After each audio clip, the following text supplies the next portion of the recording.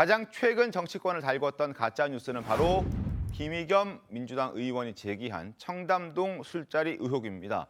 첼리스트의 진술로 거짓말이 드러났지만 민주당 지지층의 약 70%는 아직도 이 의혹을 사실로 믿고 있다는 충격적인 결과가 나왔습니다. 조선일보 보겠습니다.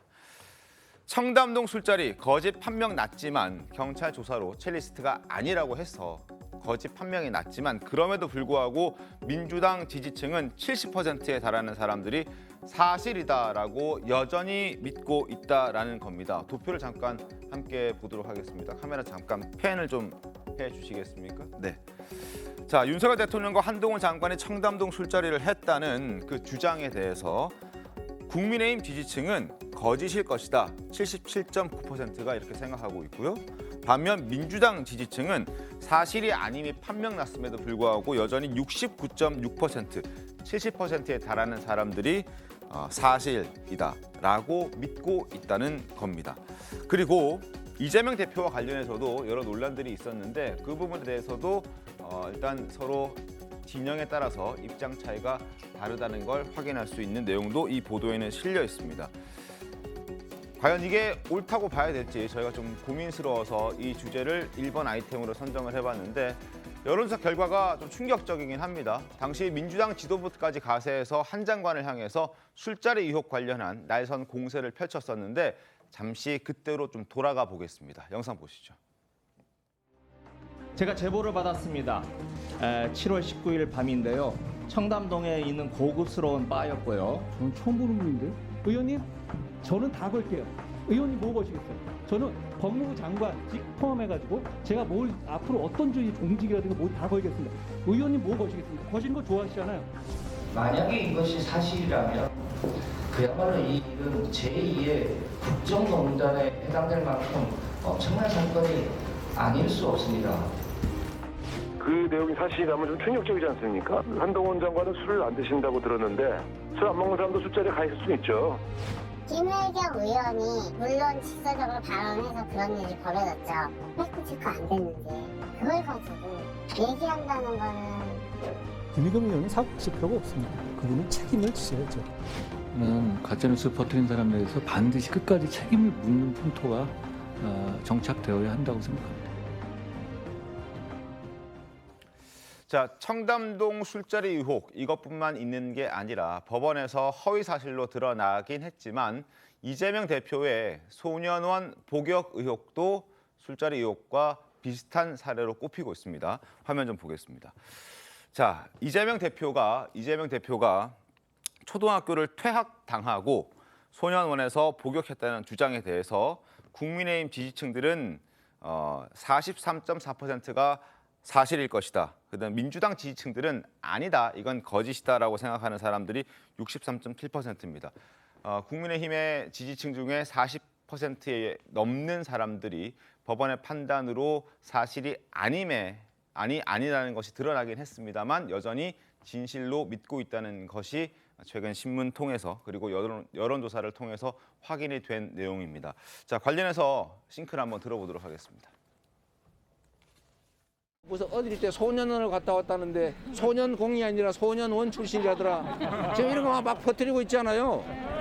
그럴 때 그게 아니다라고 친구한테 좀 알려주세요. 말을 해주고 카톡이라도 하나 보내주고 댓글이라도 하나 써주고 사실은 이렇게 이런 좋은 사람이다. 잘할 사람이다. 이런 거 여러분들이 행동해 주셔야 되지 않겠습니까?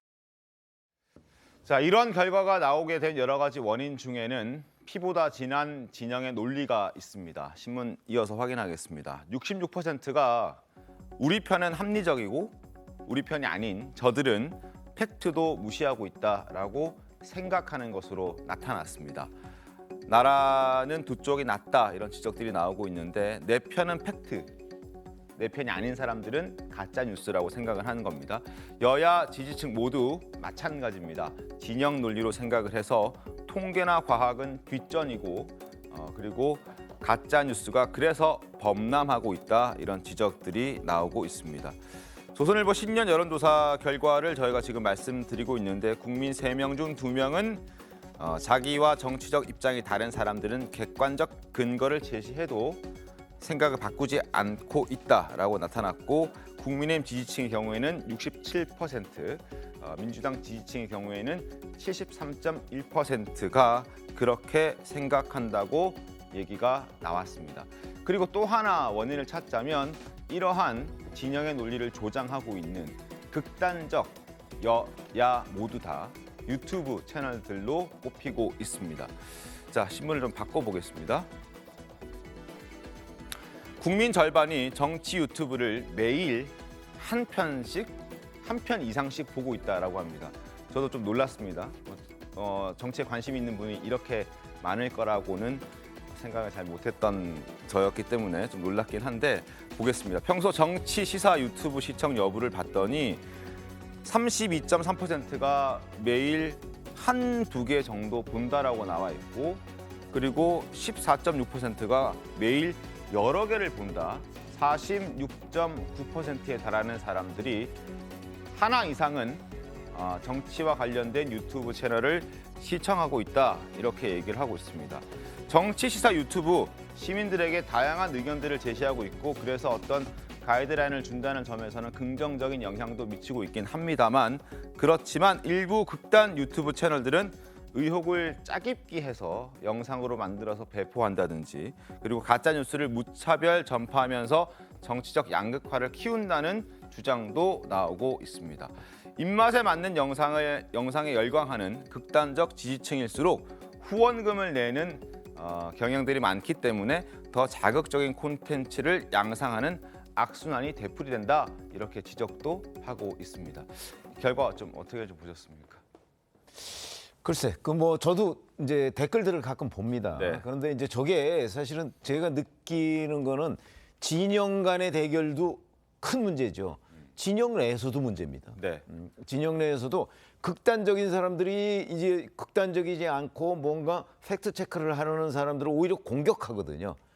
그러니까 이건 같은 진영 내의 문제예요. 그러니까 저런 일들은 사실 과거에도 이제 정치에 관한 뭐 의견이 똑같을 수는 없으니까. 네. 이제 여러 차례 논란이 있었는데 그게 이제 최근 한 10년 사이에 훨씬 더 악화됐다. 뭐 저는 이렇게 생각을 하거든요. 그래서 저도 뭐 정치 유튜브를 국민들이 저렇게 많이 보는지는 잘 몰랐습니다. 근데 많은 사람들이 이것도 보고 저것도 보고 그래서 서로 헷갈리기도 하고. 근데 그 부분에 관해서 객관적인 팩트 체크를 해주는 정치 유튜브는 또 거의 없습니다. 그러다 보니까 이제 일종의 확증 편향. 자기가 이런 생각을 가지고 있으면 자기하고 비슷한 생각을 가지고 있는 언론 매체나 유튜브를 계속 봐요. 네. 그렇게 되면 계속 그 생각만 강화되는 거지 바로 잡혀지지가 않습니다.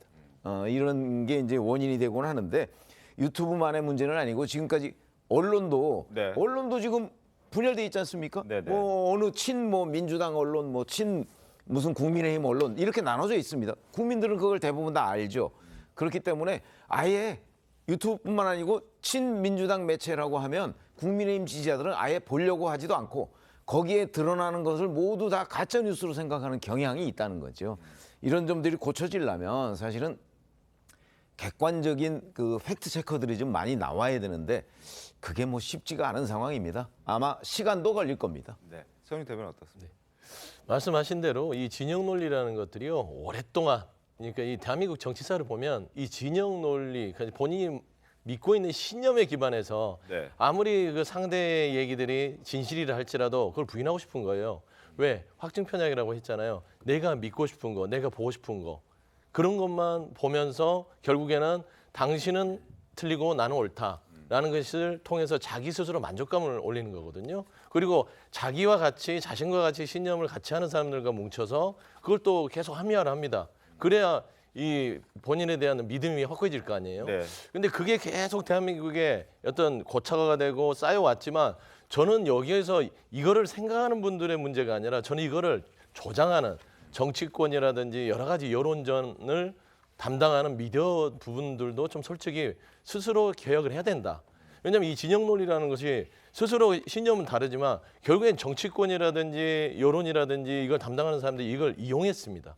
그래서 이걸 더 부추겨서 본인들의 편들을 많이 끌어들이고 여기에 대해서 진영 논리에서 대결하게끔 만들어가는 구조들이 저는 대한민국에서는 좀 이제는 좀 탈피해서 합리적 판단을 할 수 있는 부분들로 좀 그 지향점을 잡아갔으면 좋겠다라는 좀 말씀드리고 싶습니다. 네. 저는 이제 가장 이거에 대한 책임은 이제 정치인에게 있다고 봐요. 그 전에는 상당히 어떤 지역 감정을 이용했잖아요. 네. 그래서 그 지역 감정으로 혜택을 보는 그런 정치인들이 굉장히 많았어요. 그리고 거기에 굉장히 재미를 붙였죠. 그런데 이제 그런 것들이 완화되면서 결과적으로는 자기의 극단 지지층을 자극해서 그게 이제 가짜 뉴스가 됐건 뭐가 됐건 상관이 없는 거예요. 그래서 자기를 지지하게 만들고 그로 인해서 어떤 정치 이득을 얻고 또 여기에 이제 편승하는 이제 유튜브의 일부 유튜브죠. 전체는 네. 아니지만 또 양극단적인 유튜버들이 사실은 굉장히 극단적으로 얘기할수록 가짜 뉴스를 할수록 경우에 따라서는 저는 굉장히 충격적인 것들이 뭐 전 대통령에서 욕설을 해요. 현 대통령에서 막 노골적으로 욕설을 한단 말이에요. 그럼 거기에 또 환호하는 또 극단 지지층이 있어요. 그래서 거기에 기생하는 그런 유튜버들이 굉장히 많은 후원금을 받고 또 구독자를 늘려가고 저 보면 합리적이고 중도적인 입장에서 유튜버를 하는 사람들은 구독자가 많지 않아요. 그리고 후원금도 거의 없단 말이에요. 그래서 결국 첫째 책임은 정치인에게 있고 그다음에 이제 유튜버에 있는데 상당히 많은 사람들이 제가 이제 방송 패널을 하니까 많이 물어봐요. 이게 네. 사실이냐고. 근데 얼토당토 않는 얘기거든요. 그럼 아니다고 얘기하면 믿지 않고 아니 어디에서 그 방송이 나왔다는 거죠. 어디에서 나왔냐? 그럼 다 유튜브를 근거로 얘기하는 거예요.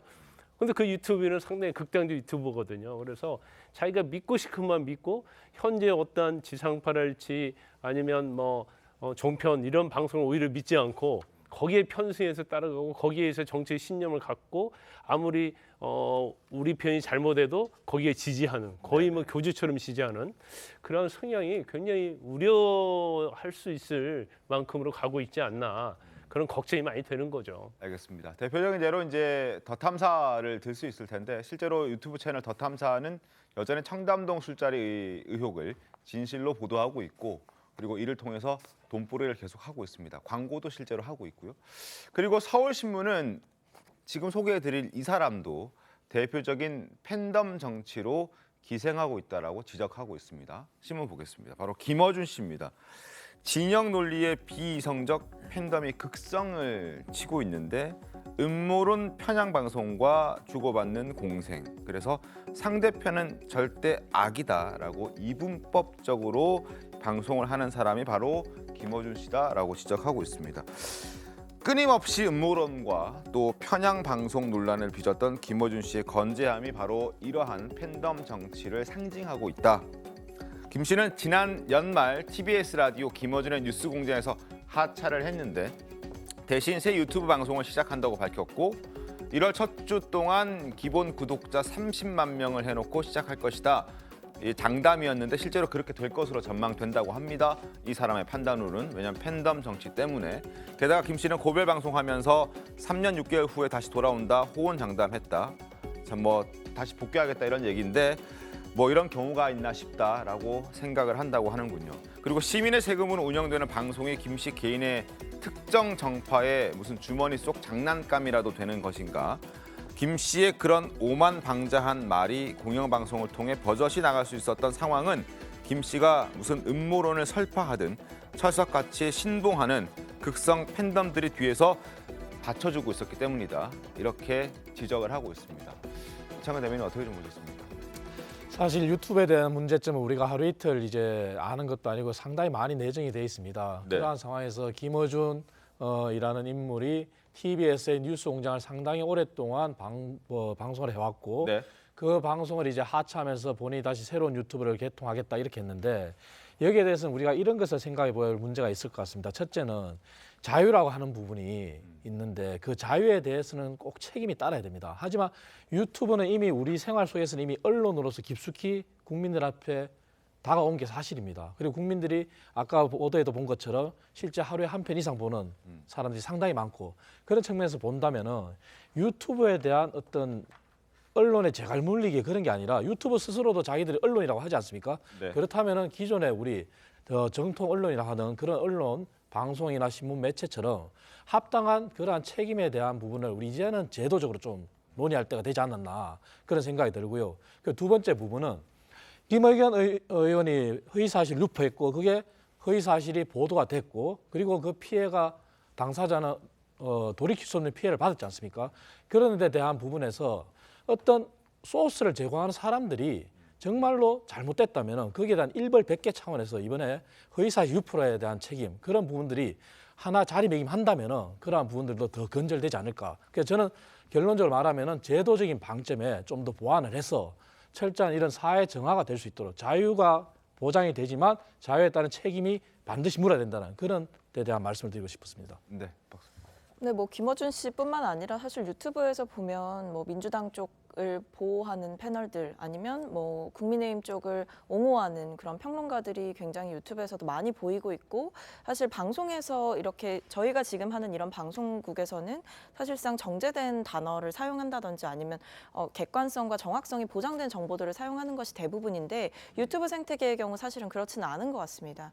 보면 상당히 자극적인 발언을 할수록 또 극단적인 주장을 할수록 수익이 창출되는 구조가 기본적으로 깔려있기 때문인데요. 네. 그런 점에서 뭐 김어준 씨 같은 경우에는 TBS라는 그 시민의 지원을 받는 시민의 세금이 어느 정도 들어가는 방송이었기 때문에 더 논란이 되었던 것으로 보이고요.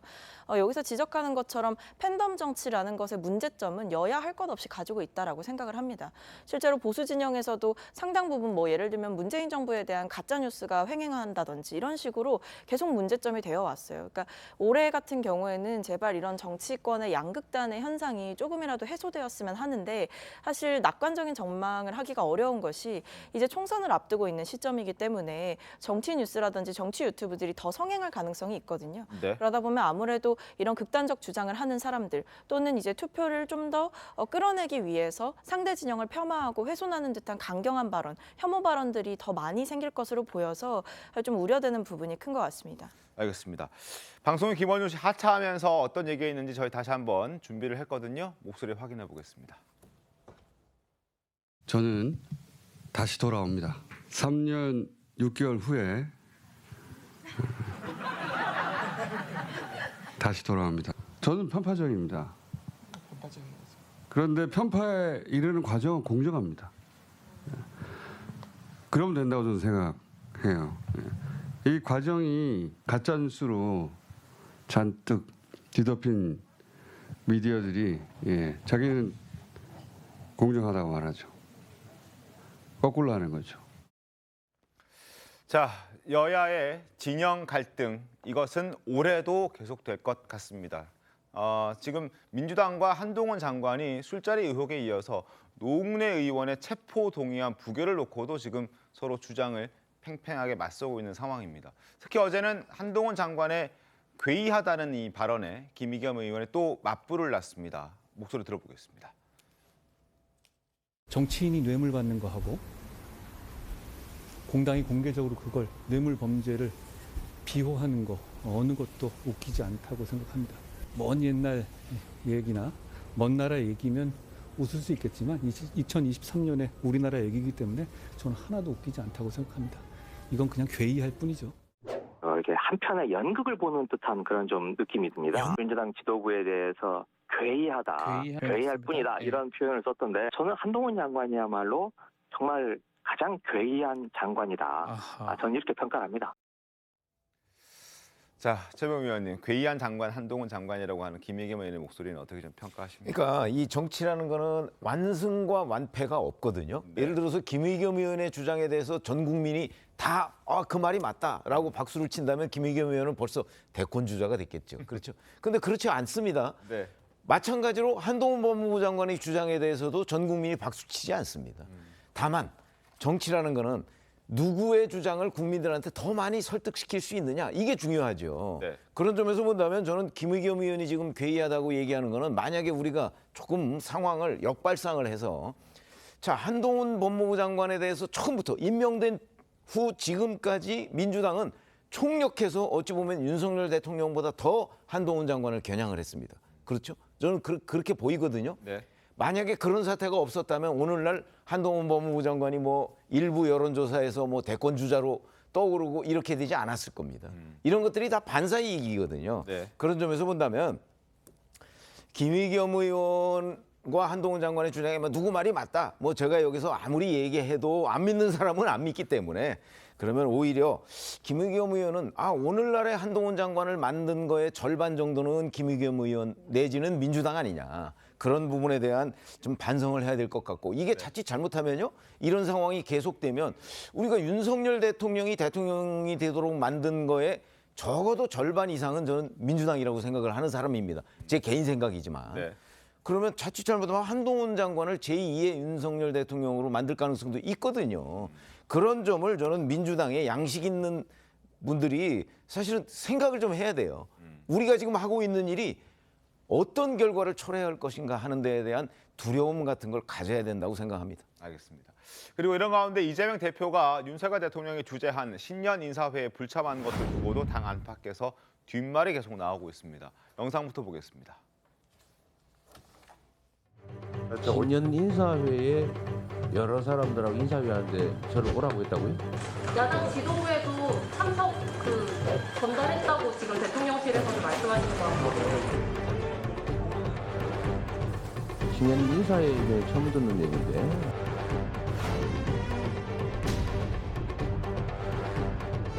전화 한 통 없이 이메일을 띡 보내고 메일 하나 띡 보내서 안 갔다고 합니다. 꽃가마 안 보내서 기분 나빠 안 갔다는 것입니다.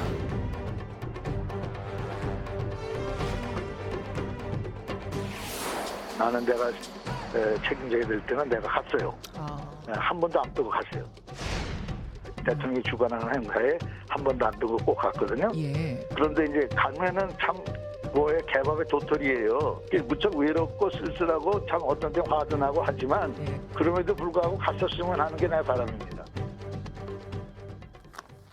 야당 대표가 반드시 그 신년 인사회에 참석해야 된다는 의무는 없습니다. 그러나 지금 문희상 전 의장의 얘기대로 설령 제대로 된 대접을 받지 못한다 하더라도 갔었어야 하는 게 아닌가 하는 게 이제 문 전 의장의 의견이었는데 최근에 이제 교토 3굴에 이어서 또 쓴소리를 하고 있지 않습니까? 이런 걸 보면 서영주 대변인님, 네.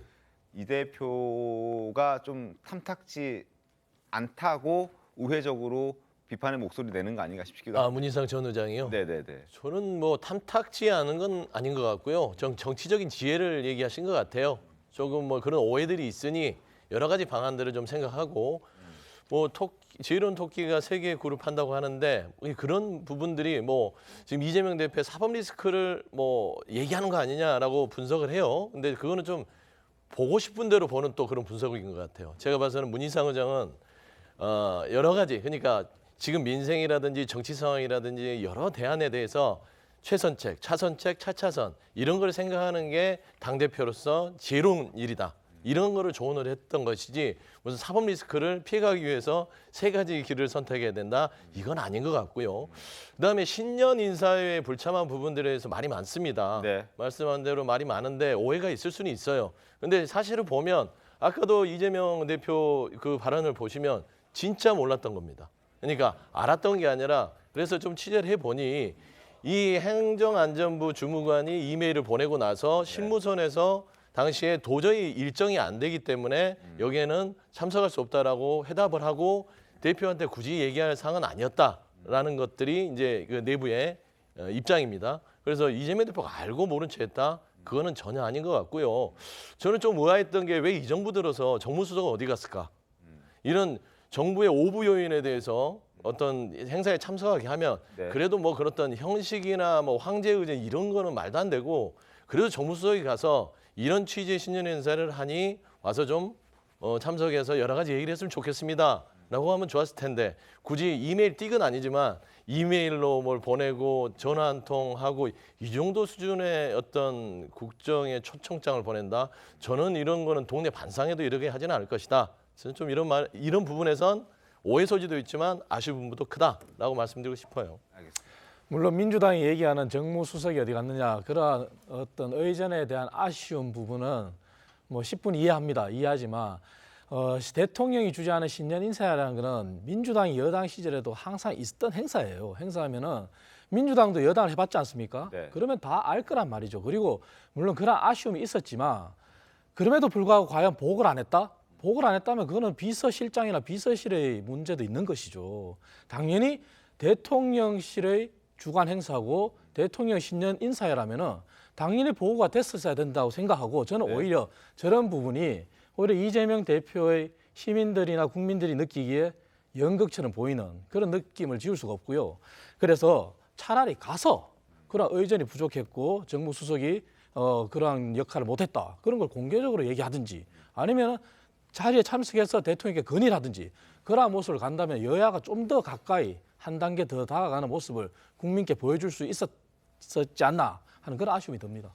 근데 제가 보기엔 상황 파악이 좀 잘못된 것 같은데 이런 겁니다. 자, 이 신년 인사회에는 200명 정도가 참석을 했잖아요. 네. 그렇죠. 그리고 이거는 주관이 대통령실이 아닙니다. 행정안전부죠. 그럼 그렇게 따지면 대통령실의 정무수석이 이재명 대표를 찾아갈 이유 또는 뭐 직접 연락할 이유가 없습니다. 행정안전부가 해야 되는 거죠. 그래서 실제 행정안전부가 초청장을 인편으로 전달했다는 거 아닙니까? 그럼 인편으로 전달을 그 이상 뭘 어떻게 해야 되는 거죠?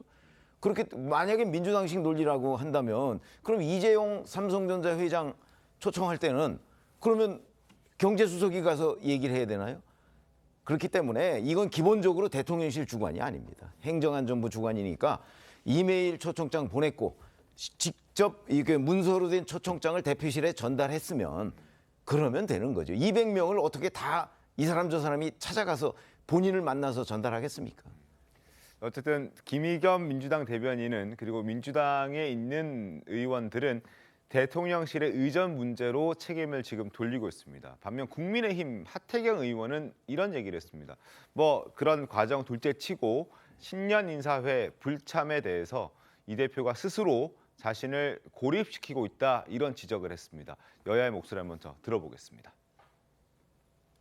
22일에 오후 2시에 찍 하고 이메일을 하나 대표실로 보냈답니다. 이메일에 적혀 있는 전화번호로 먼저 전화를 걸었어요. 야당 대표를 초청하는데 이렇게 이메일 하나 찍 보내고 그리고 빨리 답변을 해달라 라고 하는 것 자체가 이건 예의나 무슨 관례를 따지기 이전에 기본적인 도리가 아닌 거죠. 그런데 마음에 걸렸던가 봐요. 사흘 뒤인 26일에 행안부 직원이 이제 초청장을 들고 그 이후에는 저 당으로 다시 찾아왔다랍니다. 그렇게 속 좁은 짓을 왜 하는지 모르겠어요. 거긴 대통령만 이제 있었던 자리가 아니라 뭐 헌법재판소장, 대법원장, 오부요원, 장관, 무슨 청장, 처장 다 와 있었거든요. 평소에 가지고 있던 이제 정부에 대한 입장 확인도 하고 정부가 뭐 잘못하고 있는 거 지적도 하고 뭐 그런 자리를 왜 안 가나 스스로 뭐 고립하기 싸움을 하는 건지.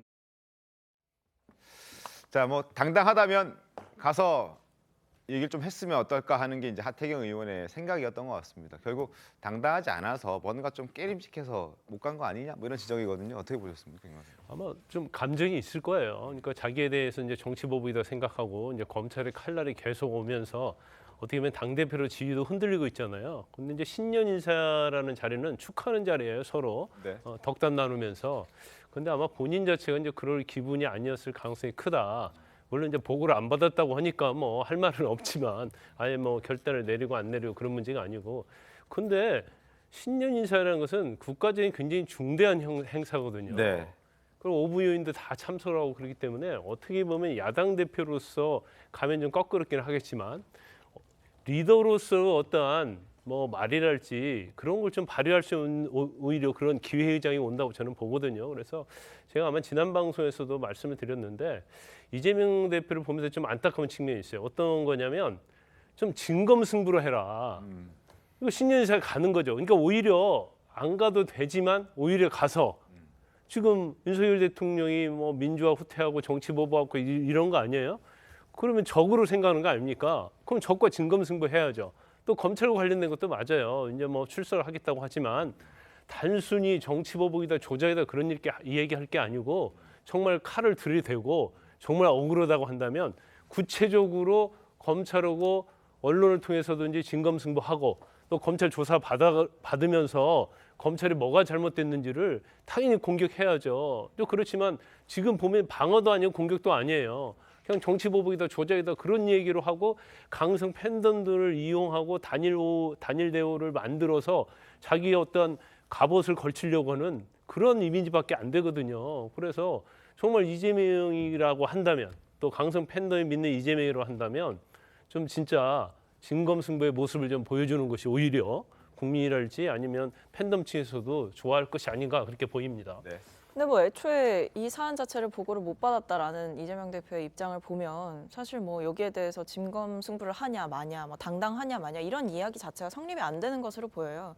그리고 저는 한 가지 좀 지적하고 싶었던 거는 이것이 공식적인 주체가 아무리 행정안전부라고 할지라도 정부뿐만 아니라 정당의 인사들이 초청을 받는 자리이기 때문에 실무적인 부분은 충분히 대통령실의 정무수석실에서 백업을 할 수 있다고 생각을 합니다. 실제로 그렇게도 하고요. 그러니까 이게 어떤 행사든지 대통령과 하는 뭐 만찬이든 오찬이든 어떤 공식적인 행사를 열 때 주체는 공식적으로는 부처가 나가는 경우가 대부분이지만 뭐 예를 들면 경제인들을 초청하는 청와대에서 행사가 있었더라도 그 백업은 산업비서관실이나 관계 정책을 다루는 경제 쪽에서 백업을 하거든요.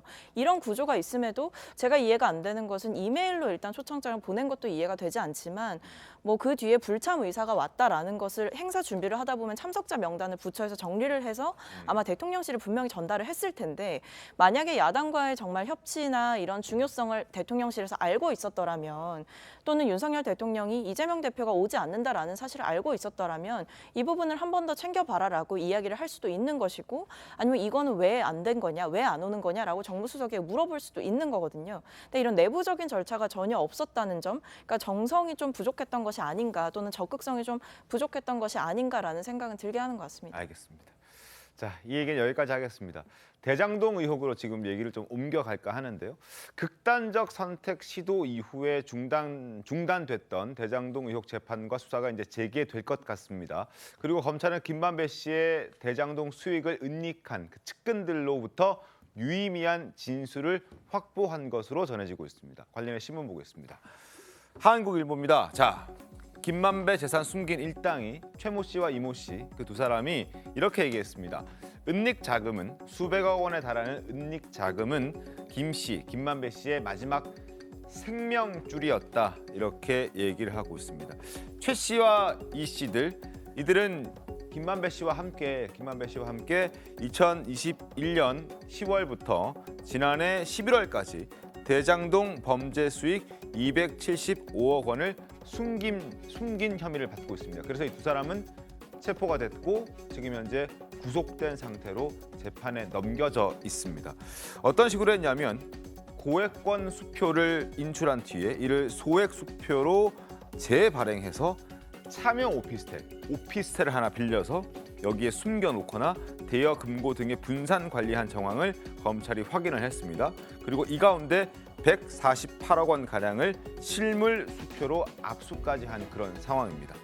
그리고 검찰은 추가로 숨긴 범죄 은닉 수익이 더 있을 것으로 보고 있고 이 돈이 이재명 대표 측으로 흘러갔을 가능성도 여전히 함께 살펴보고 있습니다. 자, 김 씨의 재판은 이제 곧 다시 열리게 됩니다. 극단적 선택 시도 이후에 다소 멀쩡한 모습까지 공개가 된 마당에서 더 이상 재판을 지연할 필요가 없다라고 재판부도 판단한 것 같습니다. 이달 13일로 재판부는 통보했고 변호인과 검사 측은 서로 조율 중인 것으로 알려져 있습니다. 자, 목숨처럼 생명줄처럼 여겼던 이 은닉 자금이 지금 검찰에 모두 빼앗기게 생겼습니다. 두 사람의 측근의 진술도 나오고 있고 만약에 이제 챙길 수 없는, 지킬 수 없는 그 자금들이 수익 자금들이 다 사라져 버린다면 김광선 변호사님, 네. 김만배 씨가 진술을 바꿀 수도 있고 그러면은 이재명 대표에게 악영향을 미칠 가능성이 더 높아지지 않겠습니까? 제가 볼 때 이제 협조할 가능성, 확률은 점점 높아지고 있다 이렇게 봐요. 네. 그런데 본인은 아마 그럴 거예요. 지금 기소된 범죄 혐의가 굉장히 많잖아요. 네. 물론 이제 대장동 관련된 배임도 있지만 뭐 뇌물이랄지 부패방지법이랄지 굉장히 많아요. 그러면 이게 다 유죄가 안 나온다 할지라도 일부 유죄가 나온다 할지라도 제가 볼 때는 상당히 중형이 선고될 겁니다. 그런데 본인이 뭐 구치소에 있을 때 또 재판을 받을 때도 왜 저렇게 돈을 빼돌리려고 했을까? 지금 사실은 천화동인 1호에서 275억을 대출받는 것처럼 해갖고 빼돌린 거거든요. 그러면 그 돈을 또 수표로 또 현금으로 이렇게 분산을 시켰단 말이에요. 그럼 본인 생각은 이제 그랬을 거예요. 아, 내가 징역형은 불가피하고 네. 그러면 돈이라도 건져야겠다 이런 생각을 했을 것인데 지금 검찰이 사실은 아마 김만배가 너무 협조를 안 한다고 생각하고 있는 것 같아요. 근데 그러다 보니까 김만배의 자금줄을 계속적으로 추적해서 숨겨놓은 데 찾아내는 거죠. 그럼 결과적으로 대장동 재판을 전체적으로 재판받고 끝나면 본인은 징역형도 오래 살아야 하고 자기 수중에 남는 재산은 없는 거예요. 그런데 지금 검찰이 많이 찾아냈지만 못 찾아낸 재산도 꽤 있을 거예요. 그렇지만 검찰이 계속 맘먹으면 상당 부분 더 찾아낼 수 있다고 봐요. 그러면 본인이 사실 얻을 게 하나도 없거든요. 네. 그러면 결과적으로 본인이 이제까지 부인했던 내용을 바꿀 수도 있고 아니 뭐 사실이다 하면 끝까지 갈 수도 있겠죠. 그렇지만 김만배 씨 입장에서는 굉장히 많은 고민을 하고 있을 거고 오히려 막다른 골목으로 지금 몰리고 있다 그런 생각을 할 거예요. 그래서 아마 검찰은 또 그런 부분을 기대하고 있을 가능성이 크다고 봅니다. 알겠습니다. 그리고 정진상 전 실장의 재산도 일부 2억 원 정도가 동결됐다고 합니다. 최병희 의원, 이거는 어떤 의미가 있을까요? 그건 이제 앞으로 재판이 끝나서 만약에 벌금이나 아니 추징금 같은 게 나올 가능성이 있잖아요. 네. 그거에 대비해서 지금 이 돈을 묶어두는 거죠. 그걸 법원이 인정을 했다는 의미니까 지금 정진상 씨가 받고 있는 혐의 이 부분에 대해서 어느 정도 그 뭐 최종 결론이 뭐 유죄다 이렇게 얘기하는 건 아니지만 어느 정도 그 부분이 그야말로 이재명 대표 측이 항상 얘기하는 소설이나 창작이나 뭐 이런 거는 아니고 혐의점이 충분히 있다라고 본다. 우리가 이렇게 해석할 수 있을 것으로 보입니다. 알겠습니다. 그리고 신문 하나 지금 더 보여드릴 예정인데 그 전에 이 대표를 직접 겨냥한 검찰 수사도 점점 다가오고 있습니다.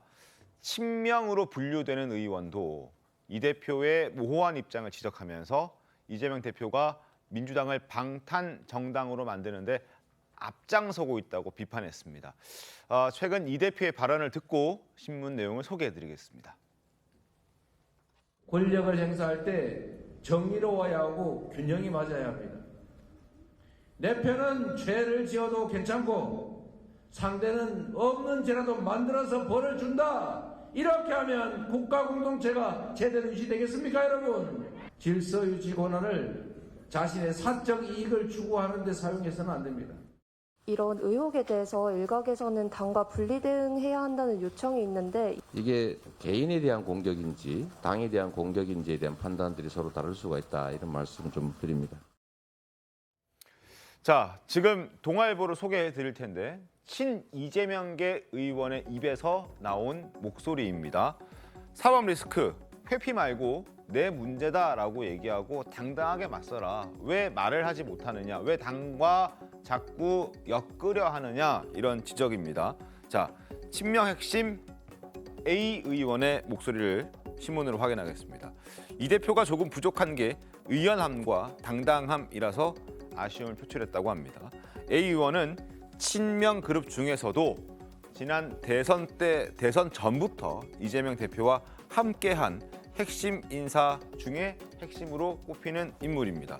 자, A 의원이 이렇게 얘기합니다. 이 대표가 먼저 사법 리스크는 내 문제니까 의원들은 민생에만 집중해 달라. 당이 알아서 함께 대응하지 않겠느냐.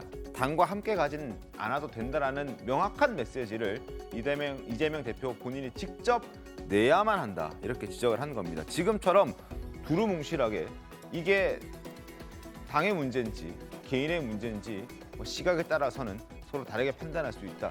이런 식의 얘기는 꺼내지도 말라는 이런 지적이었습니다. 박선민 비서관님 어떻게 보셨습니까? 저는 이 대표가 좀 귀담아 들을 지적이라고 생각을 하는데요. 제가 그동안에도 이재명 대표와 관련된 사법 리스크에 대해서는 당과 이재명 대표가 좀 분리돼서 대응할 필요가 있다라는 주장을 저도 좀 했었는데 네.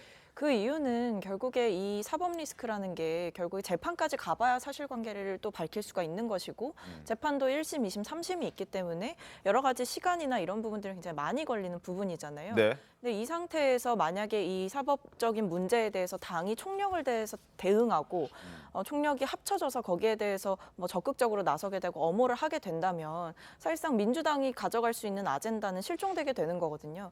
그런 점에서 저는 이재명 대표의 리더십이 굉장히 중요한 시점이 왔다라고 보여지는 것이 사실상 이제 총선을 앞두고 있는 상황에서는 당이 어떤 아젠다를 가지고 전략적으로 그 당의 이미지를 어떻게 만들어갈 것인가가 굉장히 중요한 시점이에요. 근데 이 상황에서 이 사법 리스크에 대해서 당내의 불안감도 분명히 있는 것이고 우려하는 목소리도 분명히 있다면 이재명 대표가 나서서 본인이 원칙을 좀 천명해 줄 필요가 있어요. 그러니까 이 사법 리스크에 대해서는 내가 대응을 하겠다. 내가 개인적으로 대응을 할 테니까 당은 정말 민생에 총력을 다해달라라고 이렇게 천명을 할 때에만 의원들도 사실은 눈치를 보지 않고 줄을 서지 않고 현재의 권력에 충성하지 않고 이 민주당의 정치인으로서 제대로 된 역할을 할 수 있는 것이기 때문에 이것이 단순히 그냥 이렇게 모호한 말로 넘어갈 수 있는 것이 아니라 정말 전략적인 판단을 한다면 그리고 당을 위해서 본인이 고민을 한다면 이재명 대표가 나서서 좀 강하게 원칙을 이야기해 줄 필요가 있다라는 생각은 듭니다. 토시 하나 빼놓지 않고 다 옳은 얘기인데 근데 문제는요. 그걸 만약에 분리할 거라고 이재명 대표가 생각을 안 해요. 저는 안 한다고 봐요. 왜냐하면 그런 생각을 했다면 그렇다면 대표에 출마도 안 했죠. 저는 이재명 대표가 국회의원 배지를 달고 그게 우리가 1차 방탄 얘기를 했습니다.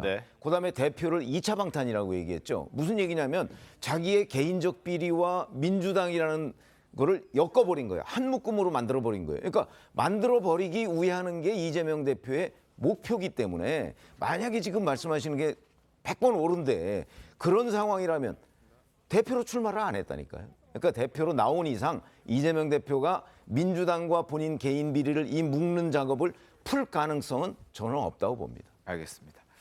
자, 그리고 최근 정치권의 화두가 바로 중대선거구제를 도입하냐 마느냐 이 여부를 두고 갑론을박 참 말이 많습니다. 민주당 대표인 이재명 대표도 아마 사법 리스크 때문에 골치가 아파서 그런지 몰라도 과거에 비해서 이 선거구제에 대해서 다소 신중한 입장을 최근에는 보여주고 있습니다. 묘하게 바뀐 모습도 많이 포착이 되고 있는데 어떻게 바뀌었는지 목소리 한번 들어보겠습니다. 제가 평생 주장해왔고 신념으로 간직해왔던 정치 개혁을 통한 정치 교체, 제3, 제4의 선택이 가능해서 우리 국민이 두 정당 미우면 얼마든지 다른 선택이 가능하게 해야 합니다. 국민의 다양한 의사가 정치로 수렴되려면 특정 지역을 특정 정당이 독식하는 국회의원 선출 방식 바꿔야 합니다. 중대선거구 문제에 대해서는 여러 가지 이제 논란들이 있습니다. 장단점들을 충분히 고려해서 우리 당내 의견을 지금 모아가는 중이다. 서영주 대변인님, 입장이 조금 바뀐 게 느껴지시죠? 어떻게 좀 보셨습니까? 왜 바뀐 것 같습니까? 그러니까 이제 중대선거구제에 대해서는 오랫동안 정치권에서 이야기가 돼왔던 것이고 김대중 대통령부터 시작해서 노무현 대통령 전 대통령도 이 중대선거구제, 그냥 정치개혁에 대한 아젠다를 고민해 왔습니다. 그러니까 그렇지만 지금 중대선거구제에 대해서 그러니까 윤석열 대통령이 어떤 의미에서 이거를 정치개혁의 아젠다로 던졌는지에 대해서는 좀 봐야 되지 않겠냐라는 아마 의도가 있었던 것 같고요. 근데 이제 저는 중대선거구제도 얘기하는 게 옳지만 제왕적 대통령제, 그러니까 이제 개헌 부분들 이런 것들도 같이 논의가 됐을 때 제대로 된 가로 세로에 대한 시줄날줄의 정치개혁이 된다라는 측면에서 저는 정치권이 고민해야 될 필요는 있어요. 그런데 이게 중대선거구제가 맞는 건 아닙니다.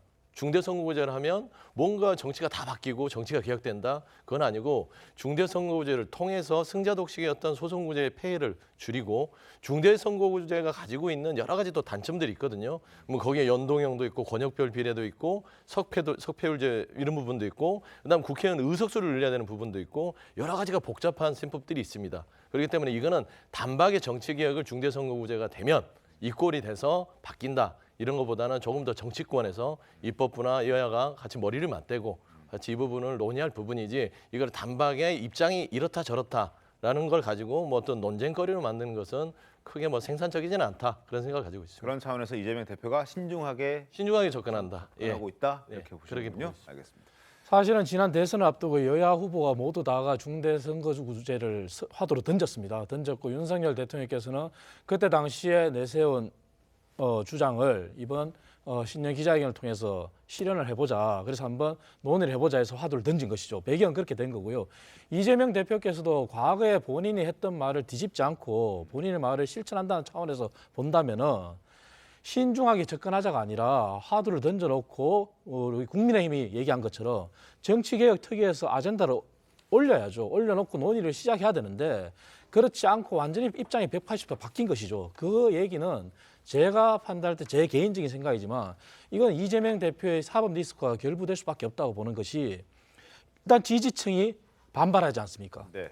윤석열 대통령 부역자라는 그런 말도 등장하고 그렇기 때문에 본인의 사법 리스크를 위해서는 당과 본인을 일치화시킨 마당에 당이 분열되거나 지지층이 분열되는 걸 원하지 않았겠죠. 그렇기 때문에 이런 입장을 180도 바꾼 거라고 생각이 되고 하지만 중요한 부분은 과거 지난 총선 때 비례대표제를 개혁해서 그 부분은 이미 실패한 제도로 다 판명이 났습니다. 연동형 말씀하시죠. 그렇습니다. 위성정당이 생겼고 그럼 이제 남은 정치개혁 과제 중에 가장 중요한 게 중대선거구제 부분인데 저희 당이나 윤석열 대통령께서 주장한 대로 야당도 이 부분을 정치개혁특위에 올려놓고 논의를 시작하면 됩니다. 시작해서 그 부분이 국민 공론화도 한 다음에 그런 다음에 제도를 좁혀 나가야 되는 것이지 지금처럼 애매모호한 태도, 입장을 바뀐 태도 그런 태도는 바람직하지 않은 것이죠. 네. 팩트 체크만 좀 해드릴게요. 민주당 정개특위에서는 이미 중대선거구제에 대해서 정치개혁 안건이 올라가서 논의되고 있다. 이 정도는 좀 바로잡고 싶습니다. 알겠습니다. 뭐 국회의장도 적극적으로 대통령의 어떤 생각과 어떤 발언에 대해서 검토해 보겠다라고 했으니까 여야 의원들의 어떤 개개인적으로 입장은 다를 수 있지만 큰 틀에서 정치가 발전한다는 차원에서 한번 긍정적으로 생각을 좀 해보고 심도 있게 논의를 해봤으면 하는 그런 바람입니다. 자, 그리고 다음 주제 갈 텐데요. 대통령과 국무총리 그리고 장 차관들이 월급의 10%를 기부하기로 결정했다고 합니다. 자연스럽게 연봉도 공개가 됐습니다. 얼마씩 받는지 한번 잠깐 보도록 하겠습니다. 대통령은 2억 4,545만 원을 받는군요. 그리고 국무총리는 1억 8,900만 원, 1억 9천만 원 정도 됩니다. 그리고 부총리 감사원장, 장관급, 차관급은 1억 4천만 원에서 1억 3천만 원 수준의 연봉을 받고 있습니다. 이게 지금 올해 동결된 연봉이고 그리고 동결됐지만 10%는 기부하겠다 이렇게 얘기를 하고 있습니다. 기부에 나선 배경이 또 따로 있을까요, 최종 의원님? 아니 뭐 최근에 이제 이거 과거에는 이 연봉을 책정할 때 보면 하후 상박 뭐 이렇게 얘기를 했습니다. 그러니까 이제 하위 중하위 공무원들은 좀 많이 올려주고 그 위에 고위 공무원들은 좀 적게 올려준다. 근데 이번에는 아예 동결을 했죠. 그거는 이제 올해 경제 전망이 굉장히 어렵고 뭐 소외계층 뭐 이런 데에 대한 지원 필요성 뭐 이런 것들이 이제 커지니까 그 부분에 대해서 이제 대통령을 비롯한 장차관급들이 이제 솔선수범한다. 뭐 이런 의미로 보입니다. 알겠습니다. 자, 그리고 반도체와 관련해서도 윤석열 대통령이 어제 국무회의에서 강하게 얘기한 게 있습니다. 목소리 먼저 들어보겠습니다.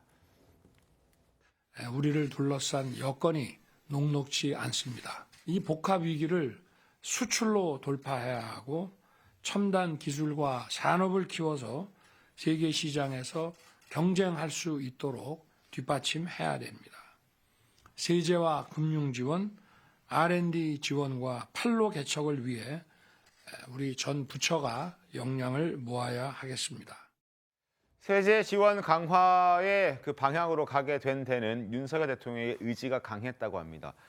기재부 장관을 질책했다는 그런 보도까지 나오고 있습니다. 윤 대통령의 질책에 나흘 만에 반도체 세액 공제가 저렇게 2배로 껑충 뛰었다 이런 보도가 나오고 있군요.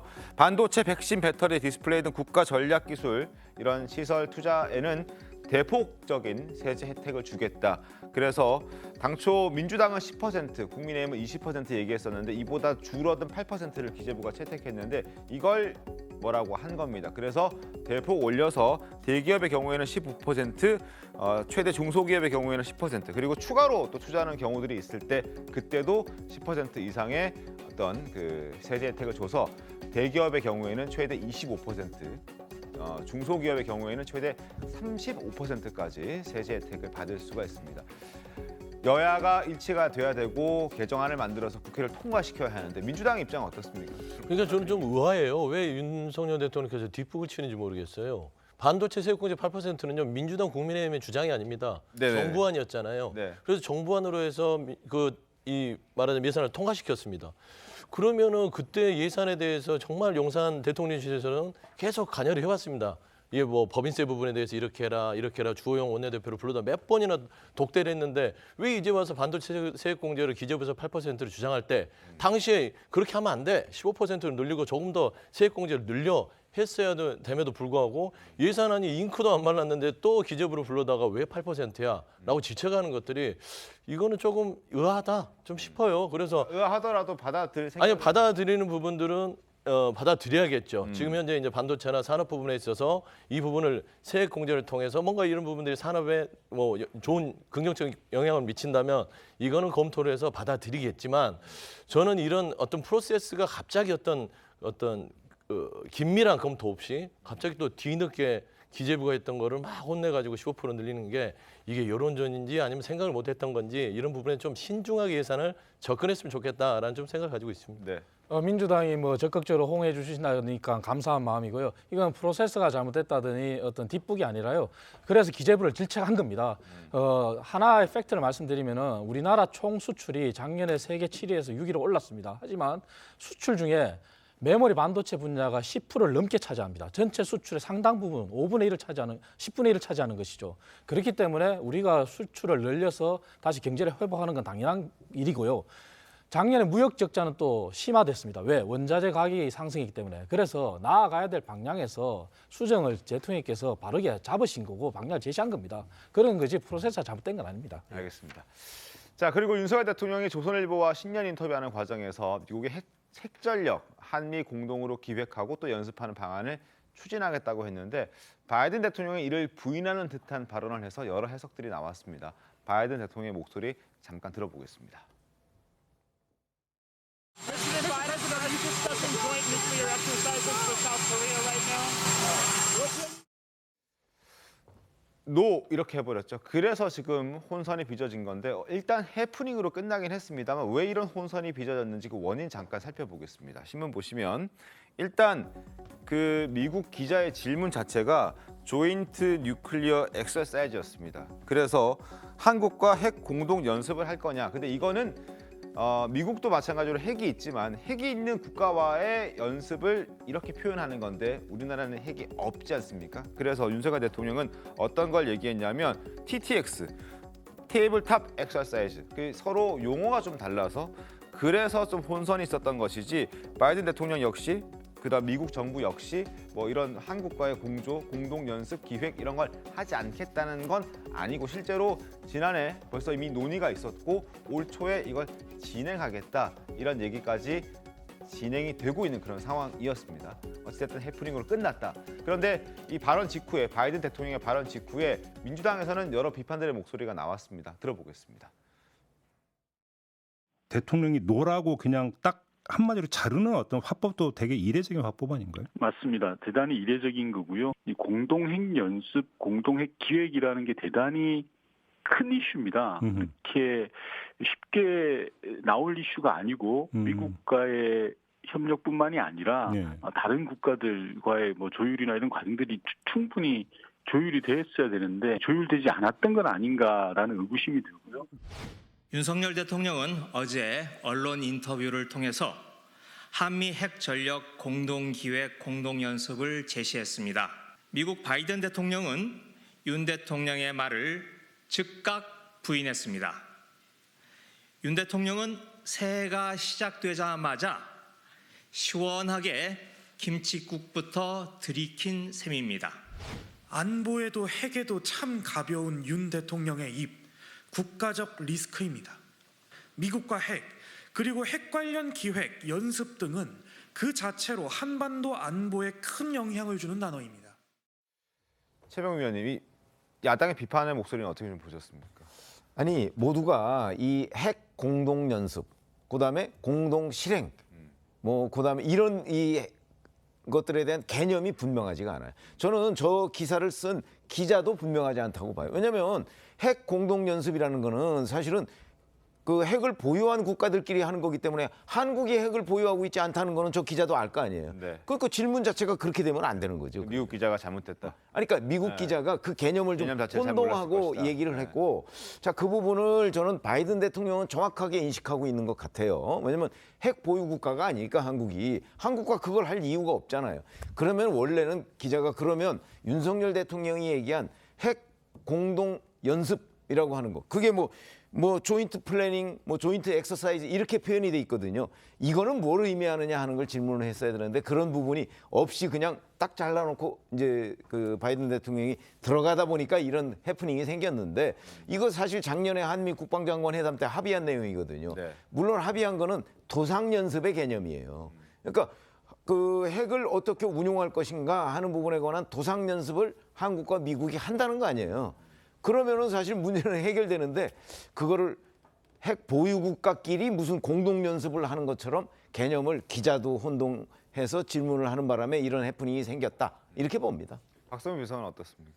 그러니까 이제 지금 윤석열 대통령이 최근에 발언들에서 문제가 되는 부분이 안보 관련된 문제가 계속 이어지는 것 같아요. 그러니까 이게 대통령실 참모들의 리스크 같은 경우가 발생하면 인사를 하거나 교체를 하는 방식으로 해서 좀 그 리스크를 줄일 수가 있는데, 안보에서 가장 중요한 대통령의 입이 이렇게 가볍고 성급하다면 계속 이런 리스크가 이어질 것 같아서 상당히 불안한 마음입니다. 그러니까 물론 지금 여러 가지 대통령실뿐만 아니라 백악관에서도 계속해서 브리핑을 하면서 부연 설명을 하고 있지만, 어떤 사실관계를 떠나서 가장 중요한 것은 윤석열 대통령이 신년에 이제 조선일보와의 인터뷰에 지금 이런 이야기를 꺼내 놓았는데, 내용을 들여다보면 합의했던 것은 있으나 결국에는 세부 사항을 아직 조율 중인 단계, 그러니까 어느 정도의 수준으로 할 것인지, 그리고 어떤 세부 사항을 가지고 앞으로 어떻게 이제 대북 정책이나 이런 부분들을 같이 공조해 나갈 것인지, 이런 세부 톤이 제대로 정해진 게 없는데, 아무래도 좀 강경 지지층이나 이런 분들께 어필을 하려다 보니까 너무 강한 단어를 꺼내 놓거나 좀 더 진도를 많이 나가서 성급하게 이야기한 부분이 있어서 상당히 본인이 리스크를 자초하고 있는 측면이 있다, 이런 점은 좀 고쳐야 된다고 생각합니다. 네, 알겠습니다. 그 이전에는 윤 대통령의 입과 관련해서 많은 논란이 있었죠. 근데 이번은 저는 별 문제가 없다고 봐요. 그러니까 핵이라고 딱 지정한 게 아니고 이제 그 개념의 차이거든요. 핵 관련이란 관련자만 하나 넣으면 아무런 문제가 없는 거예요. 근데 우리가 그냥 핵을 같이 공동 연습하느냐, 이건 핵 가진 사람만 할 수 있는 건데, 그래서 이 개념 차이지, 핵 관련해서 공동 기획하고 공동 연습하고 전략적으로 한다는 것은 결국 핵 우산 정책과 관련된 걸 협조하겠다는 의미 아니겠습니까? 그렇기 때문에 그다지 문제가 안 되는데, 결국 로이터 통신 기자가 바이든 대통령한테 질문하면서 약간 그 어휘와 관련해서 문제가 있다 보니까 좀 논란이 너무 확대되고 있지 않나, 그런 생각이 들어요. 알겠습니다. 자, 지금부터는 사건 사고 소식인데요. 이기영이가 오늘 검찰에 송치가 됩니다. 오전에 이미 송치가 됐습니다. 영상 보겠습니다. 얼굴 왜 가리셨습니까? 마스크 한번 벗어주시죠. 추가 범행 있습니까? 피신 유기장수 진술을 왜 번복하신 겁니까? 우발적 살인 맞습니까? 계획 범행입니까? 피해자 유족에게 할 말 없으세요? 금품 노린 거 아니십니까? 피해자 유족에게 한 말씀만 다시 해주시죠. 유족분들과 피해자분들께 죄송합니다. 어떤 부분이 죄송한 겁니까? 제 살해 생각이 죄송하다고 말씀드립니다. 추가 피해자 없습니까? 예, 없습니다. 자, 마스크를 쓰고 모자를 뒤집어 썼기 때문에 얼굴이 공개되지 못했는데, 사진을 좀 보겠습니다. 그래도 얼굴이 좀 찍힌 사진이 있다고 합니다. 화면을 좀 바꿔보겠습니다. 자, 지금 카메라가 발 아래쪽에서 지금 찍어서 눈과 또 코 정도 살짝 보일라 말라 하는데, 일단은 얼굴이 공개가 됐지만, 증명사진이 공개가 됐지만 그 증명사진과 실제 모습이 좀 다르다, 다를 수 있다, 이런 지적들이 있어서 오늘 송치될 때 얼굴이 공개되지 않을까, 공개하지 않을까 기대를 좀 하긴 했었는데, 지금 이기영이가 모자를 덮어 썼고 마스크로 얼굴을 가려서 지금 눈밖에 저희가 확인할 수 없는 그런 상황입니다. 그런데 오늘 신문 봤더니요, 기가 막힌 내용이 또 하나 있었습니다. 신문 잠깐 짧게 소개를 좀 해드리겠습니다. 신문 비춰주시기 바랍니다. 지금 현재 택시기사 살해했고, 그리고 동거했던 50대 전 여자친구 살해했던 것은 드러났는데, 집에서 발견된 혈흔을 봤더니 DNA가 4가지 다른 DNA가 발견됐다고 합니다. 아직 발견되지 않은 또 다른 현은의 주인들이 두 사람은 더 있다는 얘기가 되는 건데요. 경찰은 이미 사망한 피해자들과 이 씨 집에 드나든 가족이나 주변인들을 대상으로 DNA 대조 작업을 하고 있다고 합니다. 김광선 변호사님, 상황에 따라서는 추가적으로 2명 더 여죄가 나올 수도 있는 상황입니다. 가능성을 배제할 수는 없어요. 뭐 그럴 가능성이 충분히 있다고 봐요. 그런데 네. 이기영이 지금 동거하던 여자에 대한 시시 유기 장소에 대해서 처음에 거짓말을 했거든요. 네. 그래서 공릉청변에다 버렸다고 해놓고 지금 이 엄동설 안에 땅도 다 얼어져 있는데 계속 수사했지 않습니까? 땅 파고 다 했는데 발견 못했고, 그럼 며칠 지나서 이제 와서는 거기서 한 2km 떨어진 뭐 다리 부근에 또 유기했다 그렇게 주장을 하고 있어요. 그래서 다시 또 찾고 있어요. 근데 뭐 찾을 수 있을지는 모르겠어요. 하지만 뭐 저는 개인적으로 볼 때 시신이 발견되지 않는다 하더라도 본인의 자백이 있고 그다음에 집안에 혈흔 같은 게 다 있잖아요. 그래서 살인이 인정되는 데는 별 문제가 없다 이렇게 보이는데 이제 중요한 것은 이제 추가적 범행이겠죠. 그래서 네. 4명의 DNA가 발견됐는데 1명은 남자고 3명은 여자 DNA라고 하니까 일단 남자는 아마 그 살해한 택시 운전사로 알려져 있고 나머지 3명에 대해서는 이제 아마 그 본인의 어머니 그리고 어머니를 간호하던 여자 또 하나 DNA 이제 이걸 대조를 하고 있는 걸로 보여요. 근데 만에 하나 이제 대조를 했는데 이제 다른 사람 거일 가능성이 나타난다고 한다면 이제 추가 범행의 가능성도 충분히 있다 이렇게 볼 수 있는 거죠. 알겠습니다. 자, 이기영 송치 소식까지 전해드렸습니다. 잠시 뒤에 돌아오겠습니다. 오늘 준비한 신토마토 여기까지입니다. 내일 더 신통하게 돌아오겠습니다. 고맙습니다. I heard you got arrested in the street last night.